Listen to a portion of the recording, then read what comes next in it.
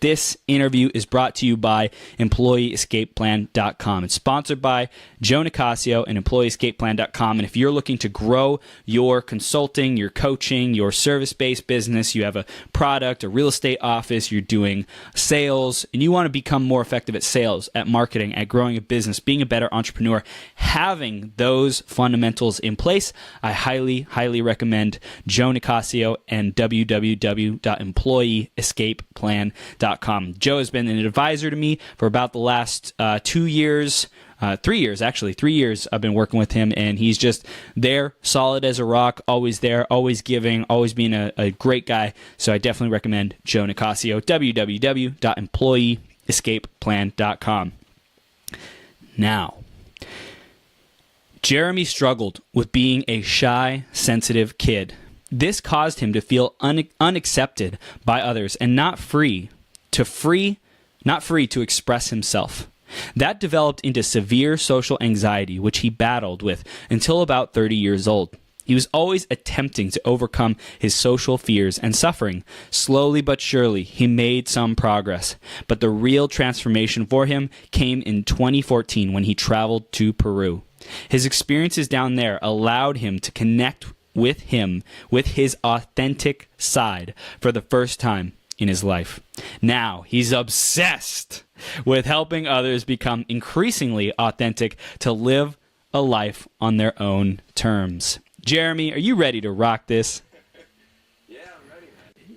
He's ready. Awesome. Boom, baby. You are now live on Becoming Your Greatest Possible Self. Thank you so much for taking time out of your schedule to share with our audience how to step into our authenticity, how to live an amazing life, and thank you for being here, man. My pleasure. Thanks for having me, man. How's your day been going? Dude, it's blessed. Every one of these 12-hour marathons. I swear, like, sometimes I'll be getting on, I'm like, damn, I got to do another one of these things. And as soon as I get in, I'm like, boom, this is who I am. That's awesome. I love that. It's amazing, man. It's amazing. Very It's so cool. So we're going to dive into your journey, what you're doing today, and all the topics about being, all the stuff around being authentic. Before we get there, today's theme is about engineered consistency. So I want to check in with you, man. How has consistency and engineering and designing and structuring consistency for you in your life, how has that made a difference, or how have you showed up with that? Yeah, no, that's a great question. And I think it makes me think right away of morning rituals, which has like become a big thing for me, especially really the past year. And I never did that growing up, or for most of my life, didn't see the value in that. You know, you probably hear about that from Tim Ferriss and these other people. And then I'm like, oh yeah. So I started that. And now, having where my first 30 minutes to my hour of my day, I, have some set things I do that really get me awake, get me going, and have little accomplishments essentially right at the start of my day. It really helps. And one of the crazier things I do related to that is take cold showers, which a lot of people aren't into, but anything like that helps. And then that's helped me build consistency around, say, content marketing, and now doing, 5 videos per week and on YouTube and 3 blog posts per week. And then as get used to that, it just makes me want to be more consistent and driven and accomplished in other areas of my life. So yeah, I can see a lot of value in that sort of thing for sure. Awesome, man. Awesome. I love that, dude. The habits, the daily rituals, man, if you want to live a successful life, I believe that there's freedom through discipline, and those daily rituals. It's not always going to be fun. It's not always going to be easy. In fact, most times it's going to suck. But you're like, all right, let's get it done. Let's get it done. Let's jump in this shower. Ooh, energy. I'm just totally. And you just saying that discipline equals freedom. Makes me think of Jocko Willink. You may be familiar with him. Yeah. Because that's been a huge influence for me of maybe not recognizing that this younger side of me. I think a lot of people do that. You're like, I just want things to be better. And you almost from this sense of entitlement of can I just have it? I don't want to have to work for it. Right. But it's no, you got to kind of earn it and figure it out. Right. Oh my gosh. Yeah, dude, I totally get that. And yeah, man, it's a lot of fun. So I'm grateful we're diving in already to the good stuff. So Jeremy, why don't you share a little bit more about what you're doing now and what you're up to, what you're creating, and then you can take us back to the journey about what led you to get to where we are today. Sure. Yeah, absolutely. So, I decided to start lifeevolvingeveryday.com in 2016. And that was around a general idea of knowing I wanted to be a life coach and a blogger and get into public speaking. But, you know, I was sort of overwhelmed at the beginning stages, because I think a lot of people, you look into that kind of thing and what it might take, and it's like, whoa, It's intense. there's a lot involved. But yeah, dove in with the blog and started going through that last year, started getting coaching clients as I got certified and went along the way of helping people here and there. But, you know, I just, based on the, you know, thing we were talking about, discipline and design consistency, it's like, now it's like, okay, I just started beginning of the month, January 1st, like I'm going to do, and because essentially the intention between Life Evolving Every Day was kind of creating a blend of cutting edge, you know, advice, approaches, and tools that can contribute to anyone's personal development, ultimately in like all areas of their life was the gist of it. And so based on that concept, I'm like, okay, I can build on that and be more consistent. And so now doing 5 videos per week and 3 blog posts per week, just that is like, it feels great. And so of the 5 videos, each of them focus on a different topic. So there's mindset, thoughts, and emotions, money, success, and freedom, nutrition, fitness, physiology, and then social intelligence and communication skills. Awesome. So then, yeah, the idea that anyone who's like intrigued by that and wants to go along with the journey, I aim to help them discover inspiration and ways to connect more with their true self. And then ultimately, I believe that'll help reveal ways that they can authentically accomplish anything they want and then connect with, you know, a life on their own terms. So yeah, it's exciting where it's, I feel like I'm just getting going, but I'm glad that I'm, daily doing as much as I can with That's it, man. Which seems like yourself, right, as well. I was just thinking, like Nick Snap's group. I don't know how much you heard of his interview, but Productive on Purpose. Like, I know I'm going to be getting more active in there. I highly recommend you join it. Anyone else who's listening, Productive on Purpose, write it down. Nick Snap, he's an awesome dude. But yeah, man, that's awesome, and that consistency is so key. And putting out a message that really inspires people, that resonates with people. I know for me, I've always put myself on the other end of the camera. You know, what do they want to hear? What do they need to hear? What do you, everyone who's listening in the audience, what do you want to hear? What do you need? What is going to make the difference for you right now? What guest could I bring on the show that's going to make the difference for you? What questions could I ask that will give you the information, give you the inspiration, give you, what you're looking for? So it's always important to put yourself in your prospects or audiences or the person you're attempting to connect to. You put yourself in their shoes. So that's awesome that you're creating all of that.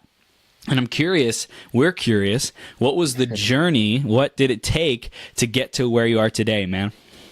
Yeah, I mean, oh man, a lot of life struggles and suffering, but the gist of that was, as you mentioned in the intro, I struggle with major social anxiety and shyness, and really through all school, through college, and around that college age, I don't know about you, I put so much pressure about what to get my degree in and what to be leading to a career. It was like so much fear around that. Like, oh God, that's like, I don't know.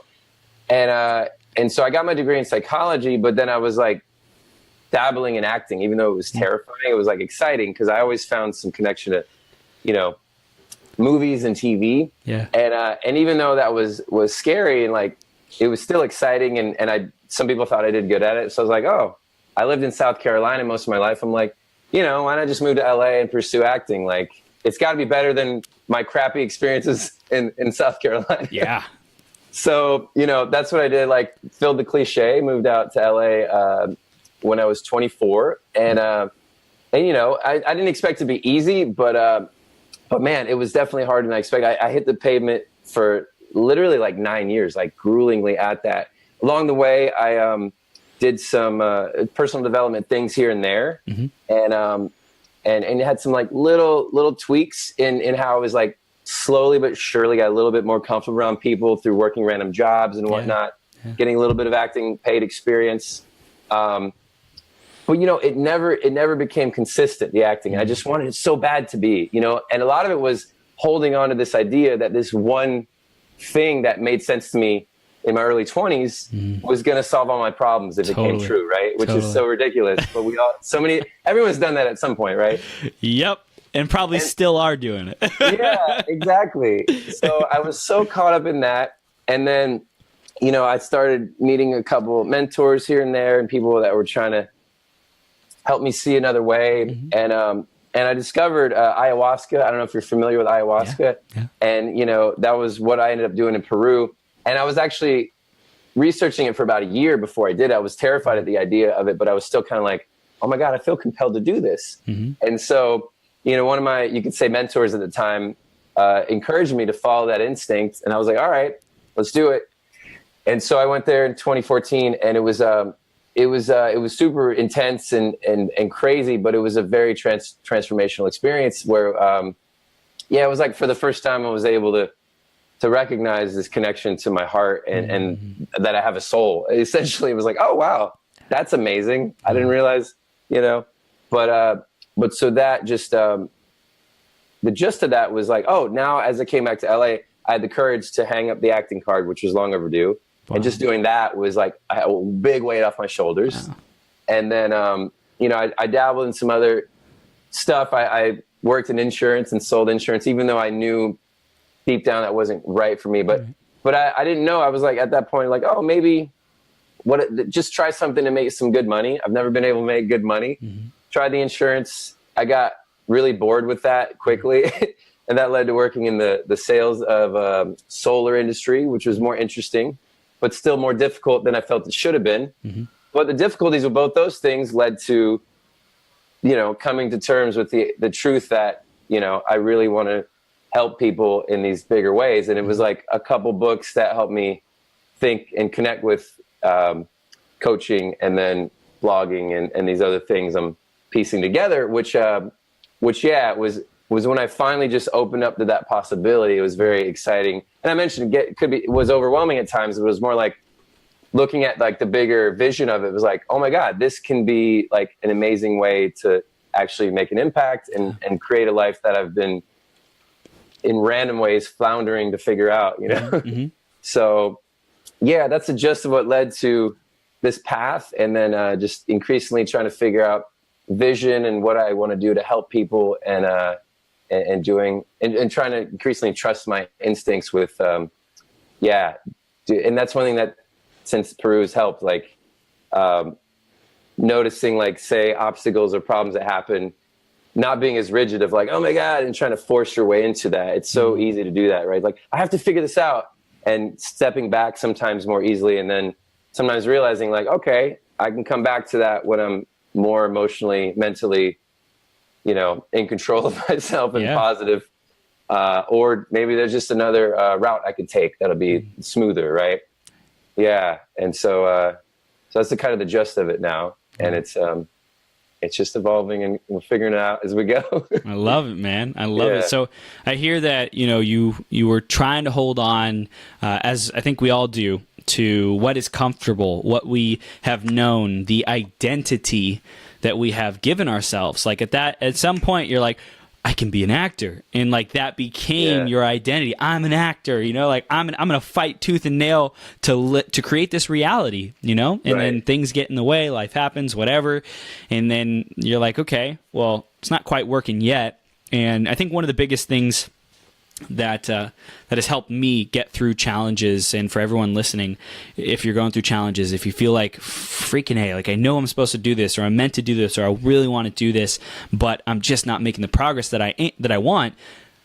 It's not just no right now doesn't mean no forever, right? So Jeremy, like, what I really love about what you're doing is you are still becoming the face of your message, which is, I think, there's probably some things about acting, some qualities, some characteristics that you get to be fulfilled in when you share your message on YouTube, when you write a blog post, whatever it might be. So I think that that's awesome that we can start noticing those commonalities and those values that are getting fulfilled, even though it's not the original path, like it's still getting fulfilled. So I love that, it's a no for now kind of thing, and it was really hard. I totally get that. We hold on for dear life to our identities and what we want to be right. We want to be right, and also I think there's an element of like I'm 3 feet for gold, for 3 feet from gold, as Napoleon Hill says. I'm like a miner. I'm like just right there. I've been mining for years, and I'm trying to freaking get to this thing. Right. Like, when am I gonna have my breakthrough? When is it all gonna turn around? It's so interesting, that dynamic of, am I going the right direction? I feel like I am. I should be. I know I've put in all this work and effort. I'm like so close. And then there's also the element of, listen, like, have faith, let go of that, let go, and then you'll ascend to something else. Right. Yeah. And it's really interesting, that idea of chipping away, because it was a lot of that.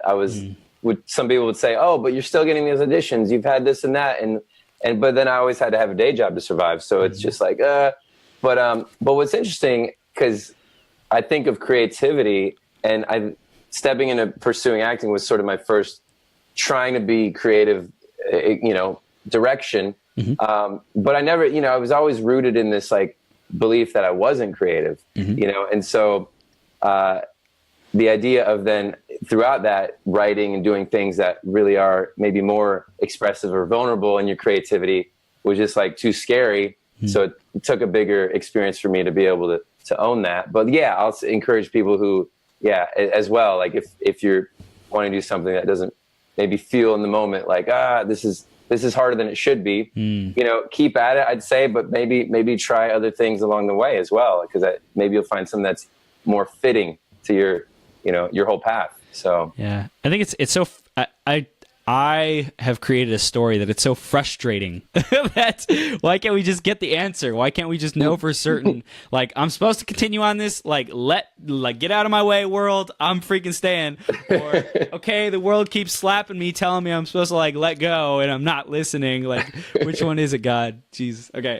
So it's just having that intuition, checking in with ourselves. I think that's a huge part of awareness, and then getting into today's topic, being authentic. So why don't you share with us a little bit more about what that means, what it means to be authentic, and how you've discovered that, how you teach people that, and all that good stuff. Yeah, great, thank you. So I've come up with the term awesomely authentic, and I think it's kind of fun, and the gist of that is about becoming completely comfortable in your own skin, and learning to, you mentioned instincts, learning to fully trust your instincts, and then being more willing to stretch out of your comfort zone and really put yourself out there, even though it's going to be scary. A lot of times you just push through with courage.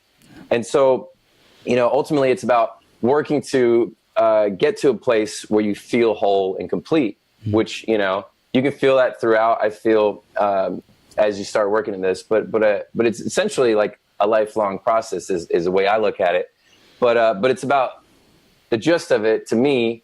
Becoming awesomely authentic is about figuring out how to blend the best parts of your personality with your heart and with your soul.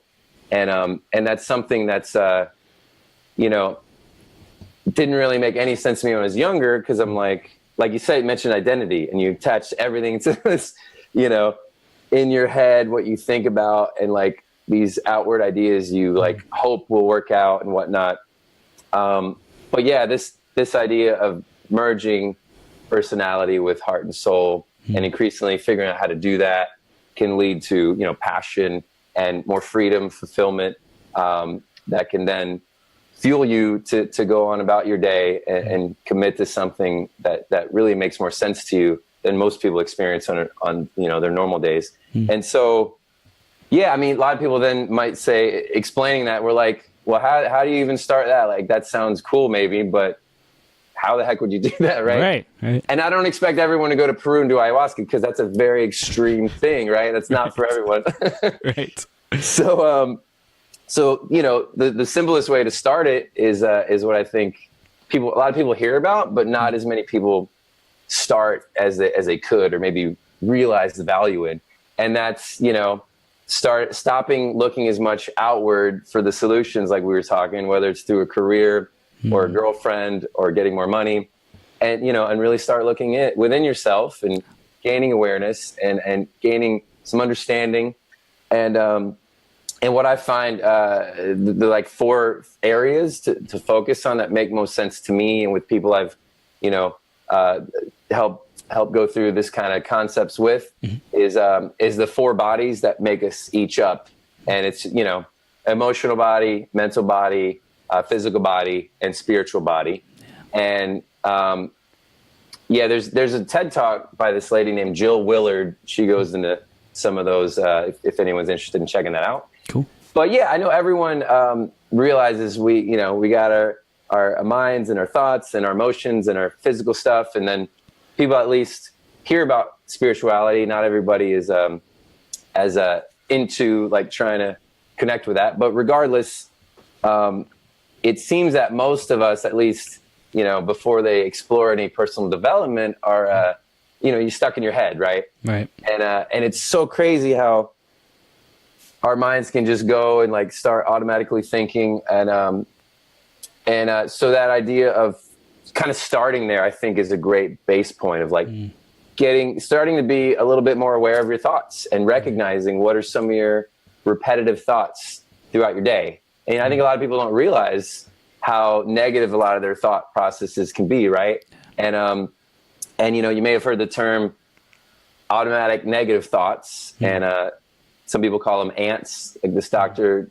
Daniel Amen has another TED Talk just about your automatic negative thoughts. But it's really interesting to just start to look at those a bit and then say, oh my God, like, why am I thinking that I can't do this, can't do that? Why am I thinking that that person is getting in my way, or whatever it may be? And then trying to start to replace those negative thoughts. And we all hear about affirmations, but I don't think that many people really cultivate the power in them by like giving it enough time and effort, and energy. It does take energy. Absolutely.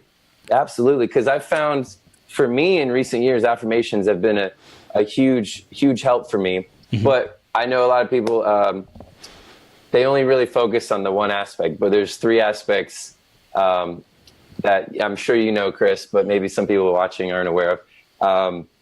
You gotta have the words, the I am powerful and healthy and, successful, or, I like to use the word increasingly. I'm increasingly connected, impactful, and successful, whatever it is. So saying those obviously is a start, but the second thing, you want to visualize what that would be like to you, right? It's like, okay, if you're impactful and successful, what are you doing in that? Like, where are you, like, for me, I picture myself on a stage talking to, 50,000 people, like some crazy number of people. Yes. And that can get me really jazzed. Yes. and then like, cultivating the feeling from that visualization. That's kind of the key, right? Like the frequency of the high feeling you want from that. And so people going through those 3 steps, but then repetitively, right? Yeah. Because it's so crazy how, like, you've been, not you personally, Chris, but you know what I mean? Right. Like, people in general. Yeah. Real quick, I just wanted to pause you. I love that you said 50,000 people in a stadium or wherever. I've been declaring on here on the 12-hour marathon that I'm going to fill up Angels Stadium, the Anaheim Angels Stadium, and that can seat 45,000 people. So I've been like visualizing it and putting energy out to that. So that's probably why we connected. Look at that. I'm excited about that day when we're both, I'll be opening for you and you'll jump in. Yes. We're going to do a 12-hour marathon in Angel Stadium, bro. It'll be full there. That's amazing. Yeah, I love it. So yeah, man. So it's the words, it's the visualizing, it's the energy and the frequency, right? There you go. Yeah. Dude. And then I find from that, like, sinking into, the emotional body, and then helping you connect with your physical body. It really, a big part of that for me is heart, as I mentioned, heart. And I don't know if you're familiar with the Institute of Heart Math, but it's this really interesting organization, and I've studied them a lot, recently about, they've found, like, for one thing, a lot of people I think don't realize, like, our hearts emit an electromagnetic frequency that's like 1,000 times stronger than what our brains do, which is just that number. I was like, wow, that's incredible. Yeah. And just, they found that, if people can connect with the power of their heart, instead of just thinking about it, right, as this pump of blood, which I think is so common to do, just simplify what our hearts are. Yeah. But, to be able to emotionally connect with, say, gratitude, joy, empowerment, these positive emotions, kind of connected with the word heart on a regular basis, studies have shown that that's going to actually like help all your physiological systems work in harmony with each other. Wow. And it's going to help you be in less of that negative mind space. Excuse me. So yeah, a real simple like exercise that Institute of Heart Math, talks about on their website, and I've shared with other people, is just a really simple breathing exercise. And you mind if I go over that real quick? Let's do it, baby. Okay. It's super easy. All you do is take breath in and like, okay. It helps to put your hand on your heart. You don't have to, but you know. Love it, man. Dude, hey, if you're ever saying anything sincere to anyone, put your hands over your heart, and you will like feel it 100 freaking times more. Just saying, if you want to like dive into being present into your emotional body, like put your hands over your heart, you will like it's like a conductor or some kind of, I don't know, science thing. Even though I'm an engineer, I don't know the exact science behind it, but there's like a loop, right? There's a loop, and it keeps on feeding on each other. I love that. No, I love that. So it's real simple, you're just going to like touch your heart and recognize it. And then you're going to breathe in deep. And as you breathe in, you're going to imagine all the breath goes directly into your heart space. And you just breathe it in. And then as you breathe out, you imagine the air going out from your heart space, back out of your mouth or nose. And the idea is just do that deep breaths into your heart, out of your heart. And even with just that aspect, that can help ground you, right? That can help calm you. And it's beautiful. And then if you add to the element of like some visualization of like something that gives you gratitude and love, it's a really simple way that can shift people out of crap emotions or just stress or anxiety or whatever. Well, here, what I also hear is like if my hands are over my heart and I'm like getting charged up with energy, like I'm raising my vibration, I'm breathing into my heart, so my frequency is either growing or expanding, the amplitude is expanding, whatever it might be.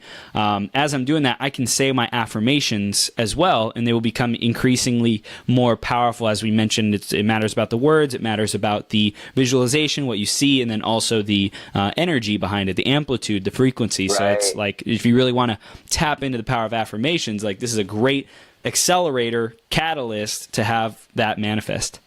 No, I think that's beautiful, Chris, because it makes me think of Tony Robbins talking about tying in your physiology to these type of things. Yep. And one thing, I did a YouTube video on it recently. I hadn't seen anyone talk about it specifically, but I've taken that concept to when I lift weights now. So I'm like, with each rep, I'm like saying my affirmations like, I'm strong, I'm powerful. Nice. And it's like, it makes me really enjoy my workout a lot more and feel a lot better. It's kind of a simple thing in a lot of ways, but it can be powerful, Yeah, and we were talking about discipline, freedom through discipline, right? Right. And what we can do is if we are determined enough, committed enough in each area of life, let's say it's going to the gym, we can enhance and accelerate our growth. We can listen to affirmations while we're working out. We can listen to, an audio book. We can say our own affirmations while we're working out. There's so many like crevices and cracks of life that we just take for granted that we could get more out of. Or unloading the dishwasher, we could say, I'm grateful, I'm organized, I'm whatever, right? And create who we are. Or we can like say an affirmation, who we're going to be in a year, whatever, visualize, whatever it is. But that's super awesome, man. Yeah, well, no, and you bring up some good points. Just you using the word create makes me think of, the concept of why I think a lot of people don't explore this type of stuff is that whole, you're still thinking that you're not able to ever get any control over your thoughts or your emotions, right? Or your body. It's just like, well, this is just life. It's so hard. I better eat another cheesecake, which I get there. I've been that way in my past, but totally. But that's the thing is like, helping people see that when they take the initiative to actually start doing that, it becomes easier, becomes more empowering. And then, you can just create whatever makes sense to you along the way, which is beautiful. Yes. Yeah. Wow. Awesome, man. Awesome. So being authentic, how do affirmations play into authenticity and our heart and our soul? Well, I'd say part of it is just looking to the intention of getting past your limiting ego and subconscious beliefs.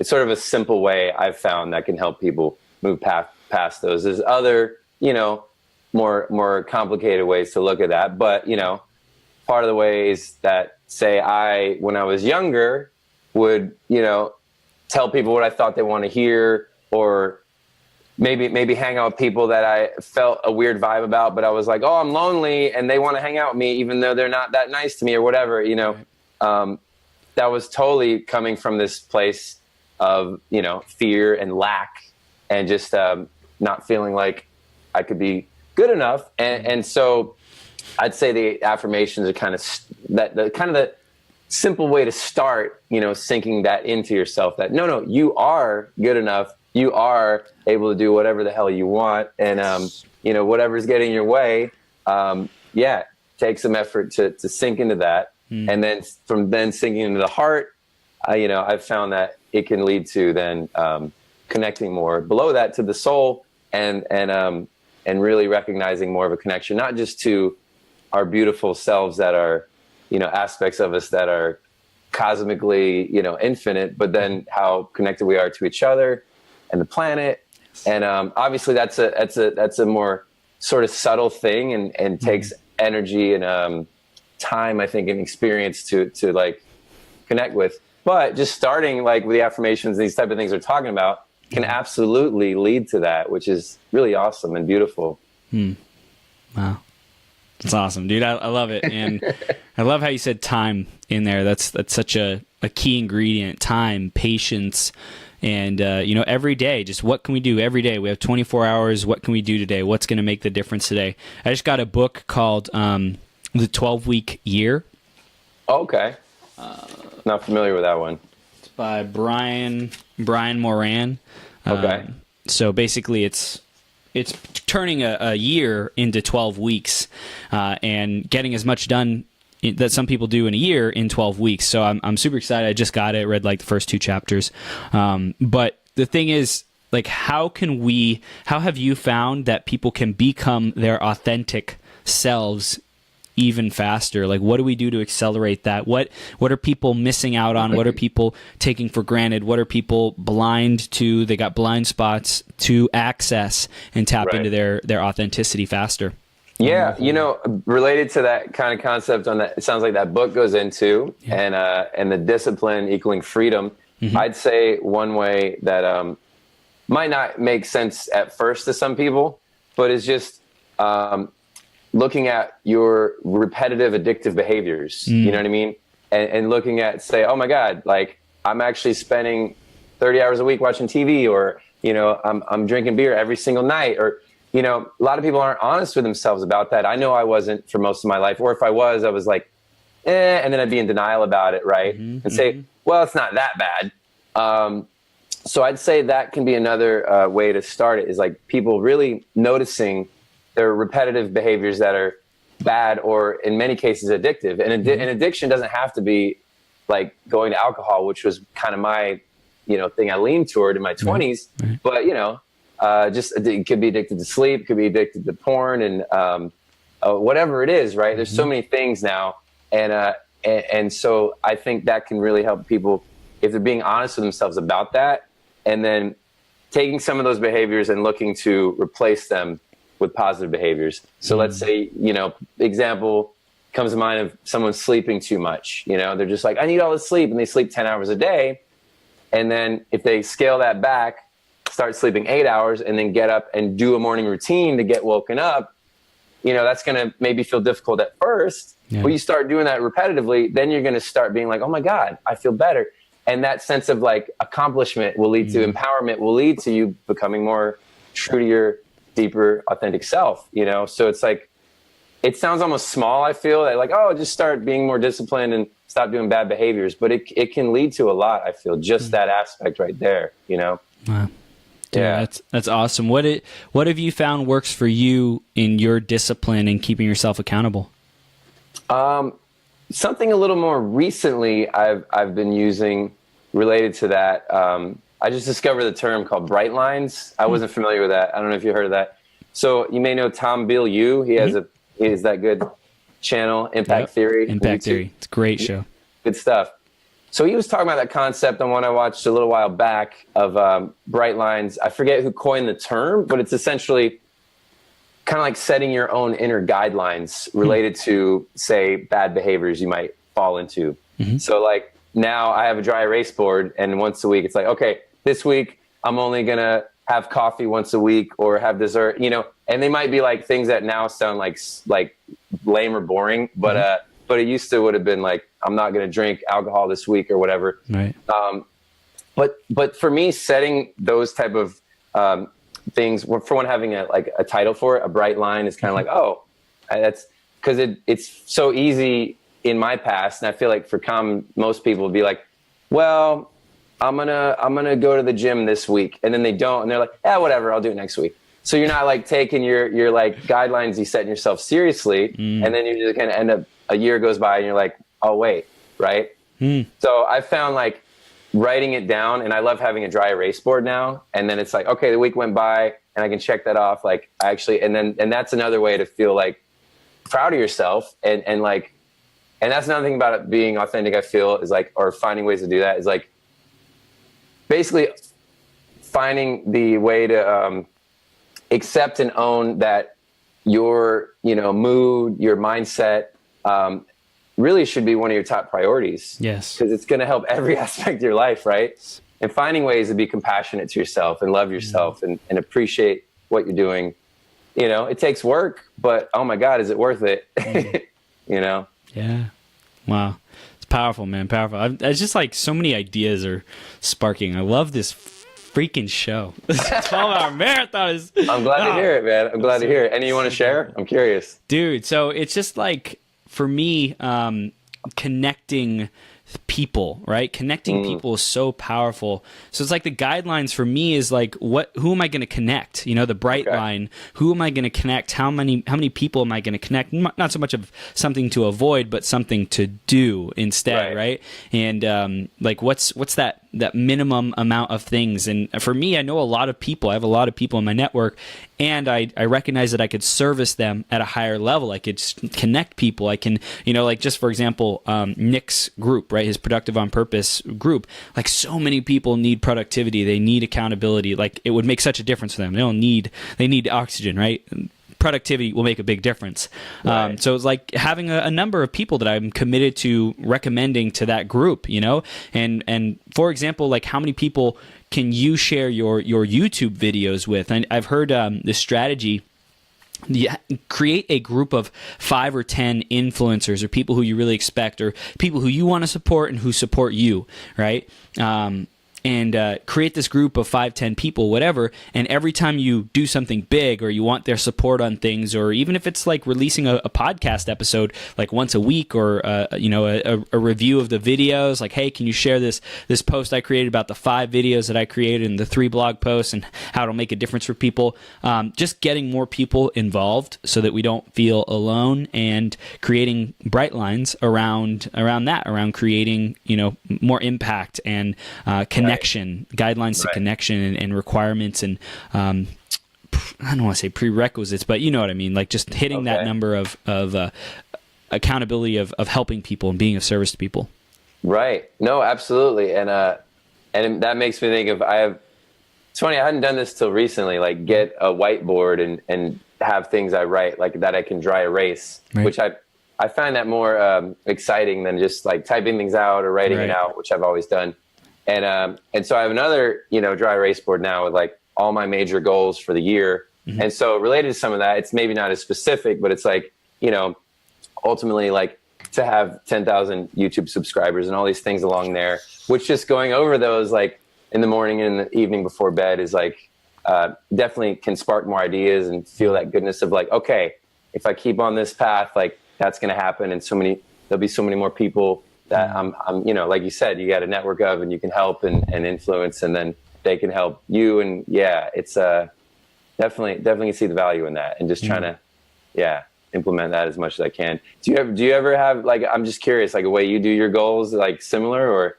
So for me right now, what I'm doing is I created my year statement, right? What is my statement for the year? And then I do a group coaching call on every Wednesday in the morning of the marathon. So lately I've been doing the year. I refine that. I look at it. I think about it while we're doing that process. And I break it down into 90-day goals. What 3 projects do I want to get accomplished in the 90-day goals?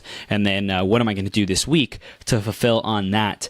And I think that this book, the 12-week year, is going to definitely be refining and evolving that. So I'll be sure to keep everyone posted on that process and what I do for goals, because I know that's something everyone's always wondering, like what should I do? How should I do it? And it's kind of like it's like this expectation that if you're a high performer, you already do it. So a lot of people step over it as like, oh, he's already got it done, or they've already mastered that, whatever. And a lot of people don't do it. It's like just like asking those tough questions, Yeah, totally. No, so I think that's awesome, and I want to hear how that book is, because I could see, getting more productivity from that myself as well. Yeah, never hurts. Man. Never hurts. Dude, that's the name of the game. And then Nick Snap also recommended The One Thing. Have you read that book? No, I haven't actually. Yeah, The One Thing, Gary Keller and Jay Papasan.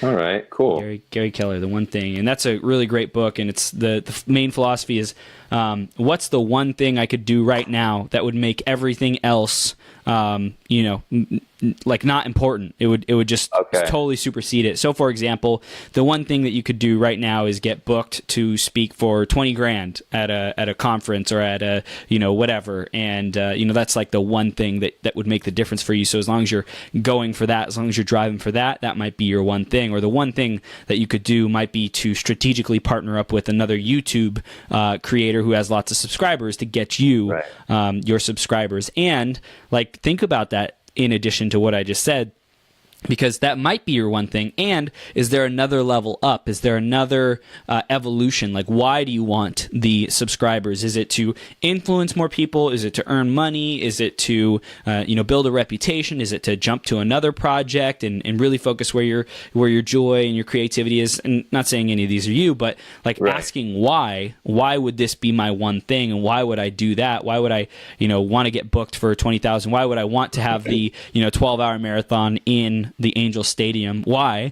And there's that driving force, the emotion, the values that are pushing that forward, and then you'll be more easily able to say what that one thing is consistently, because you're like, well, I want this value fulfilled. Here's the solution that makes it happen.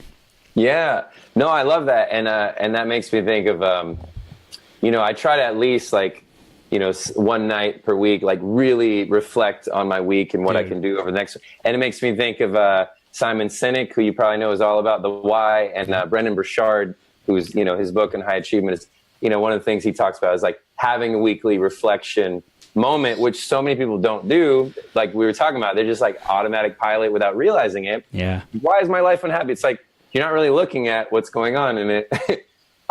So yeah, the value in that, like looking below in the why, and I've definitely got more ideas of where things will go from here. But it's funny because as I'm going with this, I still feel like 10 years from now, there's probably going to be a lot more bigger things that I've created as a result of all this that I can't foresee yet. Mm-hmm. And just that like foresight of that possibility is kind of exciting. You know what I mean? Yeah. Yeah. It's interesting that you said that. What came up for me is like, I've always felt, not always, but for a long time now, I felt like I'm a big dreamer. And I think you probably dreamt about, being an actor and what that looks like, visualizing, goal setting, all kinds of amazing stuff.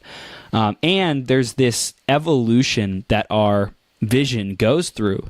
It's super interesting how I feel like, oh yeah, I've already thought out all the possibilities. I can imagine it, blah, blah, blah, blah. But in reality, like I don't have the specificity around those goals. I'm not like so well connected that it's like pulling me yet, right? I'm still cultivating that. I'm still developing that. It's just interesting how we might think that, oh yeah, I'm tapped in. I know what I want. I know I want to earn $1 million. Or I know I want to be a billionaire or whatever it is, right? And in reality, how much weight have we actually given to that thought process, that lifestyle? How connected are we? How viscerally can we experience that before it's actually happened? I think that's a true determination of how quickly it'll happen, Yeah, yeah. And I feel like just you continue exploring the why and those questions you mentioned is only going to lead you to get more smoothly evolving and connecting with that why. And like maybe there'll be some other branches along your path that come along the way, investments, connections, and ways that help people. And then you're going to be like, oh, wow, okay. And then it becomes increasingly clear as you get a little bit older. That's what makes sense to me. And it's just like, it's all about like keeping at it, I think, of progress and just like, just knowing that, you know, having even any sort of vision now that you're working toward is an amazing thing, right? Because how many people have one or an idea of something that they never even try to pursue, you know? Unfortunately, so many people are like that. And it's like, if you're one of those out there watching this, go out there and give it a shot, whatever you're thinking about. That's right. Yeah. That's right, man. That's right. Awesome. So Jeremy, what are the final points you really want to share about authenticity, about becoming awesomely authentic? Well, let's see. I'll say a final point. Yeah, and if you want, you can just recap like the new reality. What's the new reality that you want people stepping into, our audience stepping into after this interview, how they're going to relate to themselves, how they're going to show up in life, the difference that we can make for them right now? Yeah, so let me try to sum it up the best I can. So anybody watching this that resonates with the idea of becoming more authentic, becoming awesomely authentic, if you're struggling with, you know, negative thoughts and like your emotions and things in your life just don't feel like they're where they want to be, maybe you don't have passion in your life, recognize that that's not you. You know, there's like so much right now that you don't recognize is going to happen for you if you just let yourself sink into your heart and soul and realize there's amazing parts of your personality and amazing parts of your heart and soul that are ready to help essentially guide you to figure out everything you want to do. And as you start that process, you will become awesomely authentic and able to authentically accomplish anything you want. So get out there and step out of your comfort zone a bit and give it a shot. Awesome job, man. How do people stay connected with you, Jeremy? What do you want them to do next? Okay, great. So yeah, if anybody likes YouTube, as I mentioned, I'm doing 5 videos per week on there. Just go to look up Life Evolving Every Day on YouTube. There's a channel there. Feel free to connect with me through Facebook. You can do Life Evolving Every Day there. There's a page there. I'd be happy if you like that. If you want, feel free to subscribe to the YouTube channel. And, you know, and if you want to check out my site, lifeevolvingeveryday.com, I got a lot going on there, but it's mainly centered around the blogs and then the videos. So if you want to read some of the blog posts, and if any of you really are curious about talking with me directly about this authenticity thing and how that might help you, then there's a coaching page there that you could set up a free consultation. So awesome. Dude, Jeremy, what do you want to be acknowledged for, man? Wow. You mean today, right now? I was like... Anything. Yeah. Infinite possibilities. Yeah, well, I guess just that... it's funny, I don't know why it's like having trouble answering the question. Acknowledged for, it's like a simple, beautiful question. Acknowledged for just... increasingly, you know, working to own who I am and help others do the same. Yeah. We'll leave it at that. Anything else? Well, I want to thank you for having me here. I can't think of like a little bug there, what to be acknowledged for me directly, but I want to acknowledge that I'm grateful to be here and have shared this time with you. It's been exciting. It's been fun. And yeah, it's awesome that you're doing this. It's so cool. Thank you, man. And real quick, before you go any further, this is about you. Thank you. I acknowledge you, Jeremy, for continually being on the pursuit to master yourself and also to share this information with other people so that it makes a difference for them. And then you get to live the life that you want and be free and love yourself and trust yourself and just be really at home in your own skin, loving your own body, your own skin, your own mind, your own heart, your own soul. And keep up the great work, man. I acknowledge you for all that you've invested so far. I acknowledge you for the big dreams and vision that you have already, that is coming to you, that is manifesting in your life. And I acknowledge you for jumping on this interview and having a blast with me and just leading the charge, man. That's what it's all about. Well, thank you so much, Chris. And I acknowledge you for just going at it with crazy tenacity and like a bull, and just knowing that, you know, you're going to keep helping people and you have an amazing energy. And I acknowledge that it's going to be exciting when you and I are speaking at a full Angel Stadium. So that's cool. Yeah. Up next, Chris Burns. Let's go, baby. Let's go. Exactly. There you go. Dude, awesome. Jeremy, you're the man. Keep up the amazing creation, and thank you for taking time with us today. And ladies and gentlemen, go follow Jeremy. This dude is creating awesome stuff, and you definitely want to keep an eye on him and receive the value and the wisdom that he is digesting, that he's experiencing, that he is sharing with you to make sure that you're your greatest possible self. Jeremy, have the best day ever, man. Thank you so much, man. Take care. You're welcome. You too, brother. We'll see you soon, okay? Sounds good. Bye-bye.